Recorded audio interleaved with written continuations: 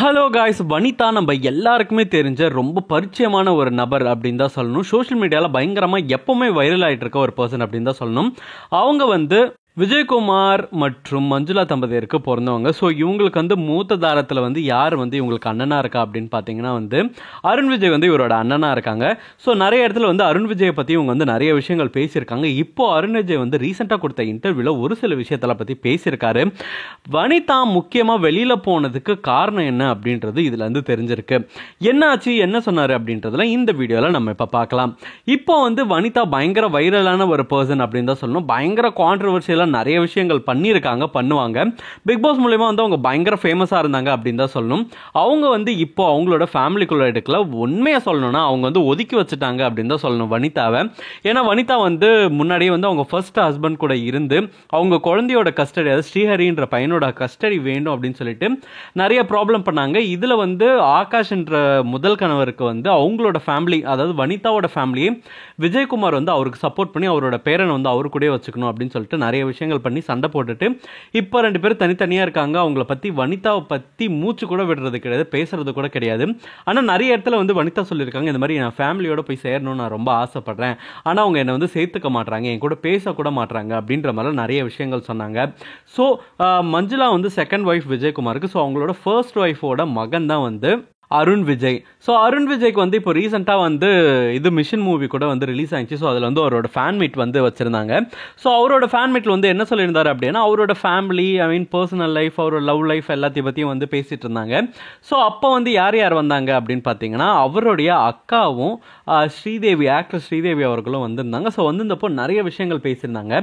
முக்கியமாக பேசின விஷயம் என்ன அப்படின்னா வீட்டில் எல்லாருமே பயங்கர ஸ்ட்ரிக்ட்டு, இப்படி தான் இருக்கணும், இப்படி தான் இருக்கணும்னு சொல்லிட்டு பயங்கர ஸ்ட்ரிக்டாக இருப்பாங்க. அது மட்டும் இல்லாமல் வீட்டில் வந்து ஒரு பெரிய கண்டிஷன் என்ன அப்படின்னா லவ் மேரேஜுக்கு சப்போர்ட் பண்ணவே மாட்டாங்க. சப்போர்ட் பண்ண மாட்டாங்க அப்படின்றத தாண்டி ரொம்ப ஒழுக்கமாக இருக்கணும், அம்மா அப்பா பார்க்குற பொண்ணோ மாப்பிள்ளையோ தான் வந்து கல்யாணம் பண்ணிக்கணும் அப்படின்னு சொல்லிட்டு பயங்கர ஸ்ட்ரிக்டாக இருப்பாங்க. ஸோ அந்த மாதிரி ஒரு கஸ்டடியில் தான் வந்து நான் வளர்ந்தேன். அதுக்கப்புறம் வந்து ஆர்த்தியை நான் கல்யாணம் பண்ணது கூட ரீசன் அதனால தான். ஸோ எங்கள் வீட்டில் வந்து இந்த மாதிரி சொன்னதுனால தான் வந்து நான் கல்யாணம் பண்ணேன், வீட்டில் பார்த்து ஒரு அரேஞ்ச் மேரேஜ் தான் அப்படின்ற மாதிரிலாம் வந்து சொல்லிட்டு இருந்தார். அது போக வந்து பயங்கர ஸ்ட்ரிக்டான ஃபேமிலி அப்படின்றத பற்றியும் சொல்லியிருந்தாரு. ஸோ இவங்களுக்கு எவ்வளோ செல்லம் கொடுத்தாங்க, அதே டைமில் எந்தெந்த விஷயத்தில் வந்து ரொம்ப ஸ்ட்ரிக்டாக இருந்தாங்க. அது மட்டும் இல்லாமல் இவங்களோட கசின் வந்து யாரையோ லவ் பண்ணாங்க அப்படின்னும் போது கூட இவங்க ஃபேமிலியே போய் அதை ஸ்டாப் பண்ணதாகவும் அவங்களுக்கு வந்து ப்ரொடெக்ட் பண்ணி நிறைய விஷயங்கள் பண்ணி பட் லாஸ்ட்டாக அவங்கள தான் அவங்க கல்யாணம் பண்ணியிருக்காங்க. ஸோ இந்த மாதிரி நிறைய விஷயங்கள் வந்து பேசியிருக்காங்க. பட் இதில் வந்து வனிதா பற்றி ஒரு இடத்துல கூட பேசலை அப்படின்றது தான் ஒரே விஷயம். என்னன்னா வனிதா வந்து அடுத்தது கிட்டத்தட்ட ஒரு 3-4 திருமணம் கிட்ட வர பண்ணிக்கிட்டாங்க அப்படின்னு தான் சொல்லணும். அதனாலேயே வந்து இவங்க வந்து ஃபேமிலியில் சேர்த்துக்காம முக்கியமாக வந்து விஜயகுமாராக இருக்கட்டும், மஞ்சுளாவாக இருக்கட்டும், இல்லை ஹரியா இருக்கட்டும், அருண் விஜய், இவங்க எல்லாரையுமே வந்து அந்த டைமில் வந்து கடுமையாக வந்து பேசியிருந்தாங்க. இந்த மாதிரி என்னை ஏமாத்துறாங்க, என் பையன் கூட சேர விட மாட்டாங்க அப்படின்ற நிறைய விஷயங்கள் வந்து இவங்க சொல்லியிருந்தாங்க. ஸோ முக்கியமாக என்னன்னா இவங்களோட ரூல்ஸை எல்லாத்தையுமே மீறி இவங்க இருந்த ஒரே காரணத்துக்காக தான் அவங்க ஒதுக்கி வச்சுட்டாங்க அப்படின்றது கிளீனாக சொல்லியிருக்கு.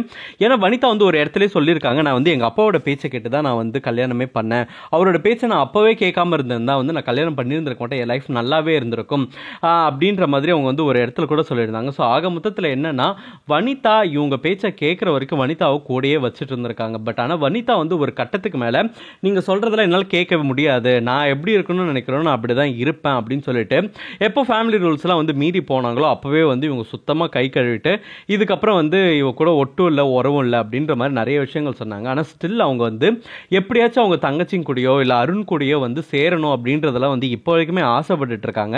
பட் அது எதுவுமே நடக்கிற மாதிரி தெரியல. இவங்க வந்து தனியாக வந்து அருண் விஜய் வந்து ஒரு பார்ட்டியில் பார்த்து பேசும்போது கூட அருண் விஜய் வந்து ஓகேம்மா விடுமா, இங்கே ஒரு பெரிய சீன் கிரியேட் பண்ணாதமா அப்படின்ற மாதிரி எல்லாமே வந்து சொல்லியிருக்காரு. அது மட்டும் இல்லாமல் இவங்க அப்பாவுக்கு இவங்க தனிப்பட்ட முறையில் கால் பண்ணும்போது கூட அவங்க வந்து முகம் கொடுத்து பேசல அப்படின்ற மாதிரி நிறைய இன்டர்வியூவில் சொல்லியிருக்காங்க. பட் ஆனால் வந்து அருண் விஜய் வந்து என்னதான் வந்து வனிதா தப்பு பண்ணியிருந்தாலும் அருண் விஜய் ஒரு ஃபேமிலி அப்படின்னு பார்க்கும்போது அதில் வனிதா இல்லாமல் இருந்ததை பார்க்கும்போது ரொம்பவே கஷ்டமாக இருந்துச்சு. பிகாஸ் அவங்க ரூல்ஸ் எல்லாமே மீறி அவங்க லைஃப் அவங்களா வாழணும்னு நினச்ச ஒரே காரணத்தினால தான் வந்து இன்றைக்கி அவங்க தன்னந்தனியாக இருக்காங்க அப்படின்றது ரொம்பவே கிளியராக தெரியுது. இதை பற்றி நீங்கள் என்ன நினைக்கிறீங்க அப்படின்றத கமெண்ட் பாக்ஸில் கமெண்ட் பண்ணுங்கள். இந்த மாதிரி சினிமா நியூஸை நீங்கள் தெரிஞ்சுக்கணுன்னா ஸ்க்ரீன் டாக்கீஸ் சேனலுக்கு சப்ஸ்கிரைப் பண்ணுங்கள்.